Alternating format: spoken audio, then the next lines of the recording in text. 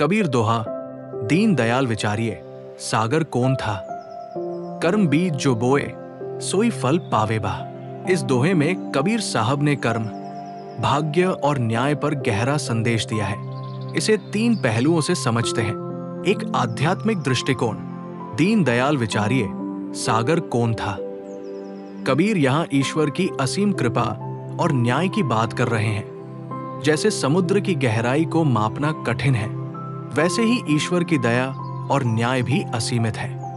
हमें अपने कर्मों का मूल्यांकन स्वयं करना चाहिए, क्योंकि ईश्वर हर कर्म का हिसाब रखता है। कर्म बीज जो बोए, सोई फल पावे बा। कर्म का सिद्धांत अटल है। जो जैसा कर्म करेगा वैसा ही फल पाएगा। यदि कोई अच्छे कर्म करता है तो उसे अच्छे परिणाम मिलेंगे। अगर कोई बुरे कर्म करता है तो उसे दुख और कष्ट भोगने पड़ेंगे। ये नियम हर व्यक्ति पर समान रूप से लागू होता है। आध्यात्मिक संदेश, ईश्वर असीम करुणामय है, लेकिन कर्मों का फल अवश्य मिलता है। सद्कर्म करें, भक्ति करें और अपने जीवन को ईश्वर के प्रति समर्पित करें।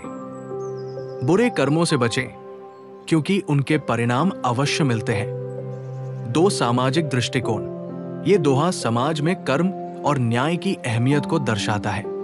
हर व्यक्ति को अपने कर्मों की जिम्मेदारी लेनी चाहिए। कोई भी अपने कर्मों से बच नहीं सकता। अच्छे कर्म करने वाले को सम्मान मिलता है और बुरे कर्म करने वाले को अपमान। गरीब और जरूरतमंद की मदद करने से समाज में समानता और सद्भाव बना रहता है। सामाजिक संदेश, अच्छे कर्म समाज में अच्छाई फैलाते हैं। बुरे कर्मों का प्रभाव न केवल व्यक्ति पर, बल्कि पूरे समाज पर पड़ता है। हर व्यक्ति को अपने कर्मों के प्रति सजग रहना चाहिए। 3 दैनिक जीवन में उपयोग, हमेशा अच्छे कर्म करें, क्योंकि वही भविष्य में हमें लाभ देंगे। किसी को धोखा देने, छलकपट करने से बचें, क्योंकि हर कर्म का परिणाम तय है। दूसरों की मदद करें, गरीबों और जरूरतमंदों का सहारा बने। धैर्य रखें और ईमानदारी से अपने कर्तव्यों का पालन करें।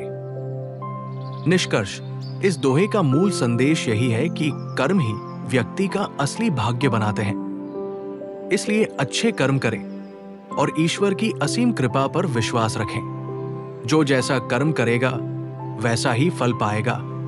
इसलिए हमेशा सही राह पर चलें।